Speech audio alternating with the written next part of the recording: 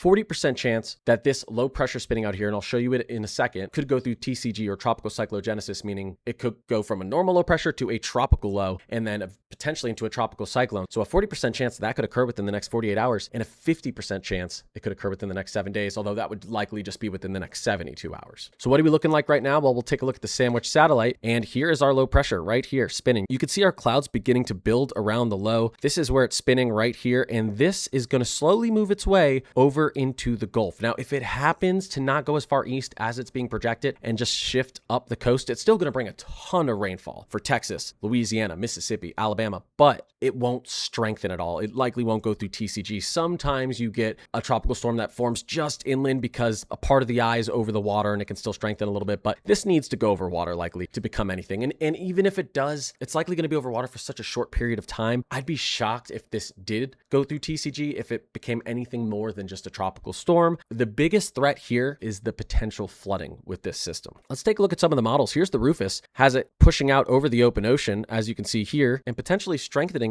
into a tropical disturbance or tropical storm as we get into, this would be Wednesday morning. And then you can see that begins to flow on shore and brings a lot of rainfall, especially through portions of southeastern Texas, Louisiana, Mississippi, Alabama, Georgia there. We could take a look at a couple different models here. The Icon, same type of idea. It does get out over the water. It tries to strengthen, but it immediately moves back over land. Again, just a lot of rainfall. Louisiana, southeastern Texas, looks like it's going to get the brunt of this over the next 72 hours. Look at this in southeastern Texas. Look at that over Louisiana, Mississippi, Alabama, Georgia, the panhandle of Florida, potentially. I think South Carolina would like some of this moisture. So hopefully we can get some up there. They've been very dry, but this is just way too much down here off the coast of Louisiana and Texas. We got to watch that closely. You can see here, day one, we have a large, moderate risk for excessive rainfall. All of southeastern Texas and portions of eastern Texas, Louisiana, and then over there through portions of Mississippi as well. That slight extends out farther too. Houston is in this again as we push into tomorrow. Portions of Louisiana, Mississippi again here. Houston's in it for a third day in a row. That's 3 days of a moderate risk for excessive rainfall in Houston. And then we get into day 4 and you're still in a slight. And this is something I actually really wanted to show you guys. This is unbelievable to me. This is through Friday night. So now we're talking like 4 days from now. In 4 days, we're talking about areas that could receive, I would say 10 to 12 inches of rainfall, almost a foot of rainfall in 4 days. Localized, I think there's areas that could receive more than that, 14, 15 plus inches. It could be insane. Some of these areas could really receive just an astronomical amount of rainfall over the next, we'll call it 4 to 7 days, really over the next 48 hours. So over the next 2 to 7 days, it just kind of depends how quickly this thing moves and how much of that rainfall lingers, but just insane totals. I mean, Houston, it's thinking right now, this is the national blend, thinking you could get around 5 inches of rainfall. I think it could be a lot more than that. Like I said, there's going to be a little bit of a localized aspect to this.